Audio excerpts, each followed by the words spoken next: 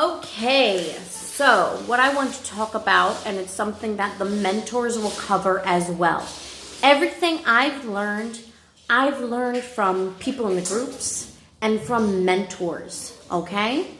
And it's very important. The mentors create Zoom seminars all the time. I share them as much as I can. Attend the Zooms.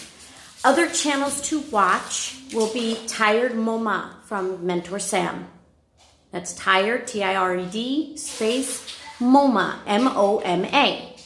The RJC Palfish, which is Mentor Reese's channel. RJC, space, Palfish. And then Leanne's channel. I don't know the other mentors' channels yet. If I know them, I will include them in future posts. So what I want to talk about today is marketing yourself, okay? Everybody is like, oh, I'm not getting classes. Oh, my schedule is empty. Oh, I only have one per day. Oh, my schedule is so not full. And then I go and look at your posts. And number one, you're a new teacher. It takes time to build. Number two, you have one moment. You have one moment per day. You have one moment every couple of days. When I first started, and I started January 29th, 2019. When I first started, I posted 6 moments or more per day. Sometimes I went on Facebook and looked at my old albums and grabbed old photos. Sometimes I posted an educational thing. Sometimes I posted whatever me and my kids were doing that day. It doesn't matter. I posted, I'm an official kids course teacher. Post. You need to be seen in order for parents to get you. Palfish does not hand you classes. In the beginning, yeah, you'll get trials, but they're not going to just hand you regulars. You need to attract the regulars yourself. You need to work and build up and market yourself, okay? The next thing you can do, which I did not do right away, I started doing a little bit later, is lives. After I started doing lives, I saw a huge boost. I did a live where I read a piggy and elephant story, and over the course of 2 weeks, it jumped from 15 views to 65 views, and I saw my schedule getting booked like crazy. So my most popular moment was about the same time as that book. My most popular moment, which has over 170 likes and got me regular students, was I posted about how my husband and I met. Okay? And that's a crazy story, and yeah. But I posted that on February 17th. Today is May 18th. So it's been February, March, April, May, 3 months. And even today, that post is still getting likes. Today, a student liked that post from 3 months ago. I have never had a post as successful as that one. Everything else I see anything between 0 to 15 likes. But that post got me 173 at this point, I think, as well as 50 plus comments. Okay? So moments and lives. When you do a live, you want to show your personality. You want to make sure you're like, wah, if you're a wah kind of person. If you're a more subdued kind of person, you want to make sure that's noticeable. Because some parents want a subdued teacher. Some parents want an exciting and crazy out there teacher. Everybody wants something different, and that's why we have to market ourselves. Because Palfish is a platform where the parents get to decide the teacher they want. It's not just dishing out students to teachers and they may not match. When you put a teacher and a student that do not match together, the teacher is not going to enjoy the class and the student is not going to enjoy learning. That's why I like Palfish. Because they let the students pick. And you can change. If they don't like you after a couple of classes, they'll go to someone else. It's a matter of personal preference, and I like that better. I am not a full-time Palfish teacher. I am not a mentor. I am just somebody who has learned the system pretty quickly. Okay? I teach on Mondays. I have and these are all in Beijing time because I live in Taiwan, which is the same time zone as Beijing. On Monday, Wednesday, and Friday, I have a 16:30. That's my earliest OKC. On Mondays, I also do an 18, an 18:30, a 19, and a 20:30 class. So that's 16:30, 18, 18:30, 19, 19, 18:30, 20:30. Do 5 classes on Mondays. On Tuesday, I do 3 classes. Only 3.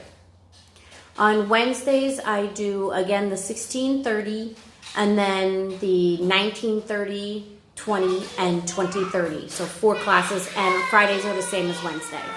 On Thursdays, I do, that's my busiest day. Thursdays, I do straight from 18 to 21. So I do 6 classes in a row. Boom, boom, boom.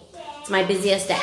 That's the day I take the most classes. It's the day my schedule is the most open. I have kids, okay? Boys, say hello. Okay, Alonzo doesn't want to say hello. I have kids.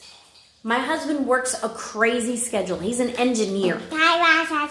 In a minute, I'm just recording a little video, okay? Okay. Daddy. He builds big computers. Okay? So my husband's an engineer and he works a crazy schedule. Some weeks he works the normal 9 to 5, or actually 8 to 6. Some weeks he does 3 days where he's doing 12 hours a day and 2 days where he's off. There's no set schedule. What do I do with my kids when I have classes? Well, they watch YouTube or they play in the classroom. As long as they're not noisy and bothering my class, it's okay. The days that I cannot take normal classes, like on Mondays from the 17:30 or the 19:30 to the 20:30 time slot, like the 2 classes there, is because I have a private class I teach here that I've been teaching since before I started at Palfish. Okay, and the same thing for Wednesday and Friday. That's why I can't teach earlier on those days. I teach part-time, okay? My schedule is set to weekly. My schedule is regular. When your schedule is open and set to weekly, not just you go in and you manually open this Tuesdays. You need to open every Tuesdays so that the little weekly thingy pops up at the top of the slot. When you have weekly slots, you're more likely to get booked faster. People want regularity, okay? They want to be able to say, okay, I'm going to see you every Tuesday at 19:30. Or I want to see you every Monday, Wednesday, and Friday at 14:30, because that's what the one student does. She comes to me 3 times a week. I've got another student who wants to come 3 days a week too. She just started and I don't have the slots for her. I can't open more times. Okay? Hello, cat. Another thing is the reading app. So my main thing when I started was I was on Moments and I was on the reading app. Now, I had a hard start. I started days before the Chinese New Year holiday. If you don't know what that is, it means no classes for 10 days. There was, unless you were already steady on the app, unless you already had your set regulars, if you were a new teacher coming in and you hit Chinese New Year, you had nothing, or you had next to nothing, depending on how new you were and if you had any regulars. I had no regulars. I joined January 29th. The new year started February 2nd for the vacation, I think. I had days to build up regulars. You can't do that. So for the entire Chinese New Year vacation, I had 0 OKC classes. All I had was free talk, and I taught a lot of free talk. I built up a ton of hours over Chinese New Year on free talk, okay? Does that mean you need to do free talk? No. Honestly, that's up to you. Free talk can be fun. Free talk, you get a lot of nice people who just want to chat, and that can be great. Okay, my hair is crazy. You also get people who want lessons. So because of that whole Chinese New Year's plunge, I do have a few free talk regulars that I teach in early afternoons when I don't have OKC classes. So I have these twin boys that I teach 4 days a week, and I'm actually trying to find new teachers for them because I'm trying to get out of free talk now. There are other teachers who can't teach OKC because maybe they're from South Africa or some other instance, or maybe they just don't like to teach kids. I'd rather let them take the free talk students. I don't want to barge into what should be their area, okay? Also, free talk is a lot more work for less pay. You have to create your own material unless you're doing something like Iliad's or Business English. Okay? So, the reading app. The reading app. Mentors and admins have come into the groups many times, and they have told us the majority of official students have come over from the reading app. Okay? Terry, my admin Terry, has said this. Mentor Sam has said this in one of her videos. Mentor Leanne said this in one of her Zooms. The Palfish reading app is the biggest marketing tool. And it's great. And it's free to the kids unless they want to get VIP. You need to get on that app. What I did when I first started was I recorded at least 2 books a day. After I recorded one book, I went in and I liked, listened, and followed to at least 10 books from the latest posters of that book. So if you touch the cover of the book, and I have a tutorial on this, if you touch the cover of the book instead of the little microphone and speaker at the bottom, it will bring you to a page, and underneath it will have a list of all the people who have read it, and it'll be on the greatest or the most liked or whatever. And then there's like 3 tabs. If you click the farthest most to the right, it says latest. So those are people who just recorded the book. I always stuck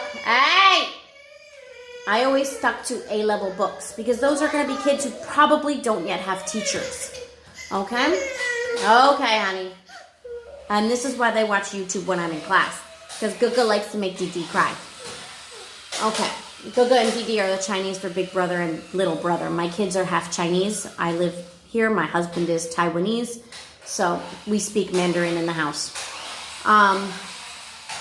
Again, so the latest. And then I would go to the top 10 most recent books, and I would click into their book. I would listen. I would like, and I'd leave a comment. Great job!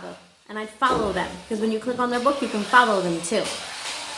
And then I would move on to the next book. And I'd read another book, record it, and then like and follow 10 more kids. Within a month and a half, I had well over 1,000 followers. And the thing about the followers is, when you do your lives, whoever is following you automatically receives a notification of your live. You probably see it in your inbox. You have all these messages from teachers posting their live. They are not sending that to you on their own. You follow them, and it's automatically sent to you. So don't get angry at them. They're not doing it on purpose. If you don't want to receive it, unfollow them. I don't unfollow. I just get rid of the live messages. Ignore them. Or sometimes I drop in and say, hi on your live. You need to market yourself. That's it. And when you market yourself, you'll get a full schedule.